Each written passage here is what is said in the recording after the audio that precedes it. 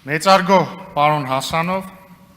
քաղաքացիական պայմանագիր խմբակցության հարգելի եւ սիրելի գործընկերներ, Ուժեղ Հայաստան խմբակցության հարգելի գործընկերներ, Հայաստան խմբակցության հարգելի գործընկերներ, սիրելի ժողովուրդ։ Շնորհակալություն եմ հայտնում իմ հարազատ քաղաքացիական պայմանագիր խմբակցությանը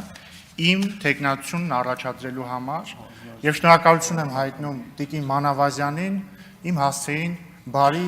եւ տեղտեղել չափազանցված խոսքեր ասելու համար։ Շնորհակալություն եմ հայտնում քաղաքացիական պայմանագիր կուսակցությանը այս տարվա հունիսի 7-ին քվետված 700,000-ից ավելի քաղաքացիներին, որոնք հստակ եւ աներկբա մանդատ են տվել քաղաքացիական պայմանագրին, շարունակելու ժողովրդավարական բարեփոխումները, շարունակելու խաղաղության օրակարգը, կազմելով կառավարություն։ Սիրելի ժողովուրդ, հունիսի 7-ին դուք պաշտպանեցիք Հայաստանը, դուք պաշտպանեցիք Հայաստանի ինքնիշխանությունն ու անկախությունը, դուք պաշտպանեցիք հայկական ժողովրդավարությունը եւ այժմ եկել է լավ ապրելու ժամանակը։ Այժմ եկել է խաղաղության պայմաններում առանց հակամարտության, առանց պատերազմների երեխաներ ունենալու եւ նրանց մեծացնելու ժամանակը։ Ես ասել եմ քարոզարշավի մեկնարկին եւ ուզում եմ կրկնել հիմա։ Իմ երկուամյա, գրեթե երկուամյա տղան պատերազմ չի տեսել։ Նրա հասակակիցները պատերազմ չեն տեսել։ Եվ ես անելու եմ ամեն ինչ, որպեսզի իմ եւ ձեր եւ բոլորիս երեխաները այդպես էլ չիմանան եւ չտեսնեն, թե ինչ է պատերազմը։ Հարգելի գործընկերներ, ուզում եմ նաեւ շնորհակալություն հայտնել այն բոլոր քաղաքացիներին, որոնք իրենց խղճի եւ համոզմունքների համաձայն առանց ընտրակաշառքի չեն ընտրել քաղաքացիական պայմանագրին, այսինքն ընտրել են այլ ուժերի եւ ուզում եմ շնորհակալություն հայտնել նրանց այդ ընտրության համար, իրենց քաղաքացիական պարտքը կատարելու համար եւ շեշտում եմ, խոսքը վերաբերում է այն քաղաքացիներին, որոնք չեն քվեարկել ընտրակաշառքով։ Սիրելի ժողովուրդ, ես ուզում եմ ձեզ ասել, որ մենք ձեզ լսել ենք եւ լսում ենք։ Ես ուզում եմ ձեզ ասել, որ մենք ձեզ տեսել ենք եւ տեսնում ենք։ Եվ ես ուզում եմ ձեզանից ներողություն խնդրել այն բանի համար, որ գուցե ոչ բոլոր ձեր մտահոգություններին ենք անդրադարձել, գուցե ոչ բոլոր ձեր դժվարություններին եւ դժգոհություններին ենք անդրադարձել, կամ գուցե այն բանի համար, որ չենք կարողացել ձեզ համոզել մեր առաջարկած ճանապարհի ճշմարտացիության մեջ։ Եվ ես խոստանում եմ ձեզ, որ մենք ամեն ինչ անելու ենք ձեր վստահությունը շահելու կամ վերականգնելու համար։ Եվ դուք ոչ մի դեպքում,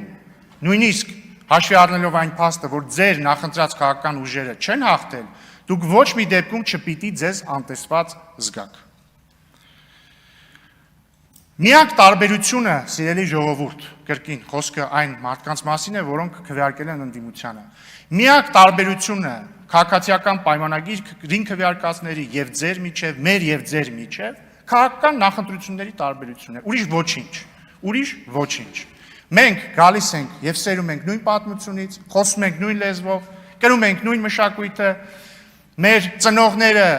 հանդիպել են եւ հանդիպում են նույն դժվարություններին, նույն խնդիրներին, մեր երեխաները ծնվում են նույն երկրում, նույն հիվանդանոցներում, ծառայում եւ ծառայելու են նույն բանակում։ Եվ հետեւաբար աշխարհում չկա որևէ բան, որևէ ընտրություն, որևէ քաղաքական տարբերություն, որ մեզ կարող է բաժանել միմյանցից, որովհետեւ մենք մեկ ենք։ Եվ մենք ձեզ սիրում ենք, նույնիսկ եթե դուք մեզ տեղ-տեղ չեք սիրում, մենք ձեզ սիրում ենք։ Սիրելի ընդդիմադիր գործընկերներ, այժմ եթե թույլ տաք,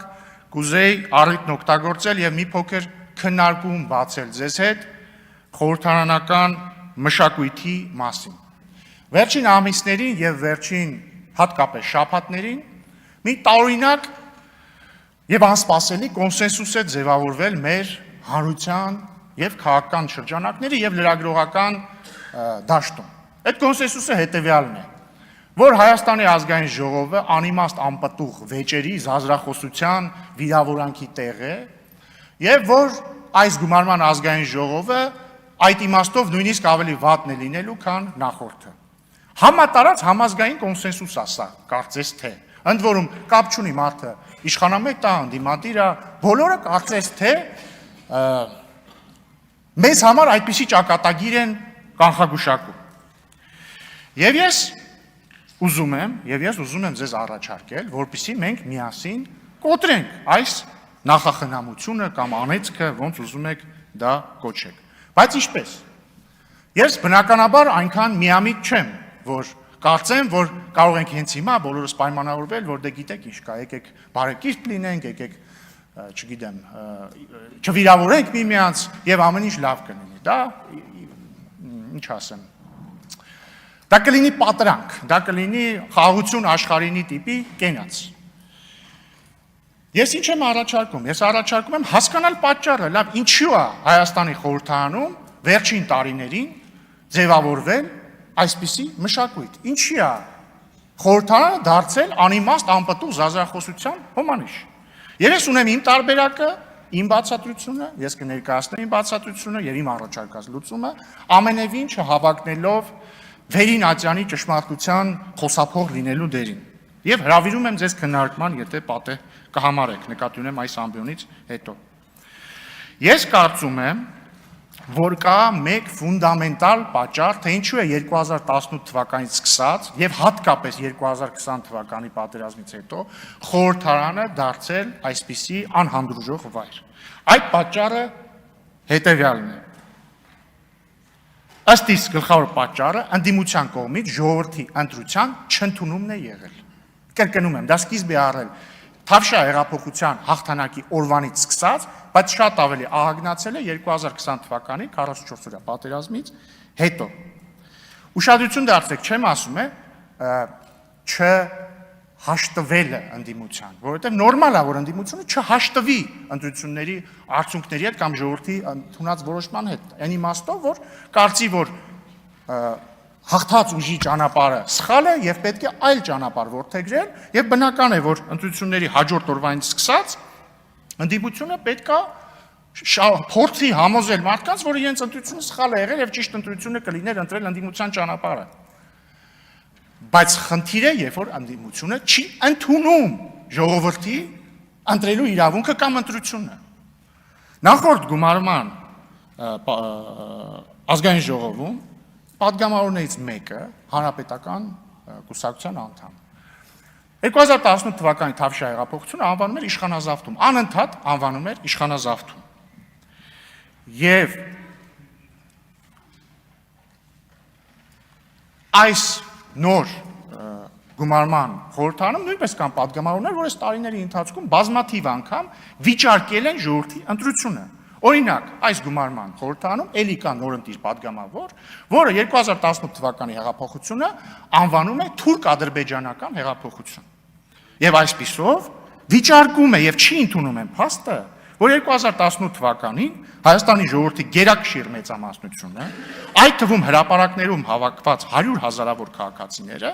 ընտրել են Սերժ Սարգսյանին եւ հանրապետական կուսակցությանը իշխանությունից հեռացնելու ճանապարհը կատարել էին ընտրություն։ Եվ դա անվանել թուրք-ադրբեջանական կամ ցանկացած այլ տեղից թելադրված գործողություն, նշանակում է նսեմացնել ժողովրդի ընտրելու իրավունքը։ Նույն կերպ ամբողջ ընդդիմությունը, որը թե նախորդ խորհրդարանում, թե այս գումարման խորհրդարանում գլխավորապես կամ նախկին իշխանությունների ներկայացուցիչներից է կազմված, կամ մարդկանցից, որոնք առնվազն մեծապես փոխկապակցություն են ունեցել նախկին իշխանությունների հետ,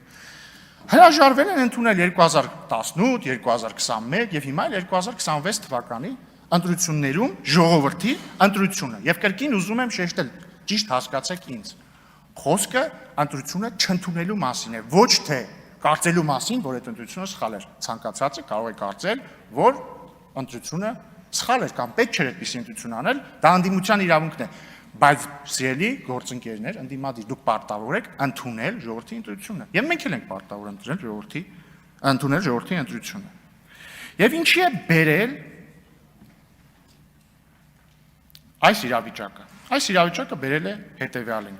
որ իշխանությունն էլ իր հերթին, տեսնելով, որ ընդդիմությունը չի ընդունում ժողովրդի ընտրելու իրավունքը, ժողովրդի ընտրությունը չի ընդունում, ընդդիմությանը սկսել է վերաբերվել որպես հակաժողովրդավարական, հակապետական ուժերի։ Եվ դա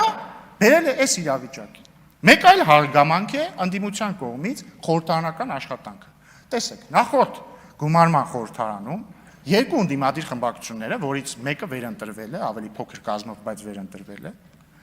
չեն մասնակցում խորհրդարանական աշխատանքներին բառից նորմալ իմաստով։ Ինչու՞։ Որովհետև երբ որ դու համարում ես, որ 2018 թվականին իշխանության են եկել իշխանազավթները կամ 2018 թվականի հեղափոխությունը թուրք-ադրբեջանական պրոյեկտ էր, եւ երբ որ դու ամբողջ քարոզարշավի ընթացքում ասում ես, որ եթե քաղաքացիական պայմանագիրն ընտրվի, ապա, չգիտեմ, 5 օրի հետո Հայաստանը կործանվելու է, բնական է, որ երբ որ դու գալու ես ազգային ժողովի դալի, դու չես կարող աշխատել անգլերեն ասած business as usual տրամաբանությամբ, որովհետև դու ապոկալիպտիկ քարոզարշավ ես տարել, դու ապոկալիպտիկ բաներ ես ասել։ Եվ ստեղծվում է փակ շղթա, երբ որ ընդդիմությունը քարոզարշավի ժամանակ կամ քարոզարշավից առաջ նույնիսկ իր ընտրողներին այդ ապոկալիպսիսն է ներշնչել, եւ երբ որ գալիս է արդեն խորհրդարան, իր ընտրողներն էլ հակառակ բանն են ասում են, բայց մի վարքյան, դու ո՞նց կարող ես բարևել քաղաքացիական պայմանագիր կուսակցության պատգամավորին, չէ՞ որ ինքը դավաճան սրիկա է, դու ո՞նց ես իրան բարևում։ Եվ ստեղծվում է փակ շրջան, ռադիկալացման փակ շրջան է ստեղծվում։ Եվ արդյունքում, օրինակ դրա արդյունքում նախորդ խորհրդարանում ընդդիմությունը իրեն հատկացված պաշտոնները չէր վերցրել մեծամասամբ, կամ սկզբից վերցրել էր, հետո հրաժարվեցին մի խոսքով, բայց արդյունքն էր, որ այդ պաշտոնները վերցված չէին, արդյունքներն էին, որ ընդդիմությունը չէր զբաղվում օրինաստեղծ աշխատանքով, իսկ երբ որ ընդդիմությունը չի զբաղվում օրինաստեղծ աշխատանքով եւ պաշտոններն չի վերցնում, հանձնաժողովի նիստերին չի մասնակցում կամ մասնակցում է, բայց ոչ օրինաստեղծ աշխատանքի համար, ամբողջ ազգային ժողովը օրինաստեղծ աշխատանքի մասին է, եթե արանքից հանում ես օրինաստեղծ աշխատանքը, տակը ինչ է մնում։ Քաղաքական պոլեմիկա, գորգորոց, ռադիկալ ելույթներ։ Դրա համար հարգելի գործընկերներ, ես տեղեկացել եմ առնվազն մամուլից, որ Հայաստան խմբակցությունը չի պատրաստում վերցնել եւ ուղղեք ինձ եթե սխալ եմ իհարկե։ Չի պատրաստում վերցնել իրեն հասանելիք պաշտոնները։ Մամուլից կարդացել են, որ ուժեղ Հայաստանը պատրաստվում է վերցնել, ուզում են ողջունեմ դա եւ Հայաստան խմբակցությանն էլ հորդորում են փոխել իրենց որոշումը, եթե հարկ կհամարեն, որովհետեւ մենք, սիրելի գործընկերներ, մի կես ժամ առաջ երթում ենք տվել։ Մենք ստորագրել ենք այդ երթման տեքստը։ Մենք միասին ենք կանգնել, շատ ուշադրիր չեմ եղել, ընդդիմադիր գործընկերները կանգնել են, թե չէ, եթե չեն կանգնել, վատ է։ Բայց մենք միասին պիտի օրինաստեղծ աշխատանքով զբաղվենք։ Օրինաստեղծ աշխատանքով զբաղվել չի նշանակում լինել իրար հետ, նույն քաղաքական հարթության վրա։ Նշանակում է կատարել մեր պարտքը։ Սիրելի ընդդիմադիր գործընկերներ, դուք եւ ձեր նախորդները այս տարիների ընթացքում մեզ ինչ ասես անվանել եք։ Ձեր մեջ կան մարդիկ, որ օրինակ ինձ բառից բուն իմաստով վիրավորական արտահայտություններ են արել, չգիտեմ, եթերներով։ Կամ մարդիկ, որ չեն արել եւ բարեկիրթ են իրենց պահել։ Մեր ժողովուրդը երկու անգամ ընտրություններով տվել է վերդիկտը, տվել է դատավճիռը։ Իրանք ասել են ձեզ եւ բոլորին, որ իրանք այդ որակումների հետ համաձայն չեն։ Ձեր արած որակումներին մեր հասցեին ժողովուրդը համաձայն չի։ Ժամանակն է ընդունել այդ փաստը, ժամանակն է փոխել վերջին 6 տարիներին մեր քաղաքական դաշտում լսվող խոսույթները։ Իմ ելույթը, սիրելի գործընկերներ, առաջինն է, այսինքն առաջին ըստ էության քաղաքական ելույթն է այս գումարման ազգային ժողովում։ Ես առաջարկում եմ այս խորհրդարանը դարձնել սուր, բայց բարեկիրթ, մարդկային պարկեշտության սահմանները չհատող քննարկումների տեղ։ Սա իմ առաջարկն է։ Այո, մենք տարբեր կարծիքներ ունենք գրեթե ամեն ինչի մասին, բայց մենք կարող ենք մի պարզ բանի շուրջ կոնսենսուսի գալ։ Մենք ընտրում ենք պարզ մարդկային բարեկեցությունը եւ պարկեշտությունը միմյանց հետ այս դահլիճում փոխհարաբերվելիս, վերջ։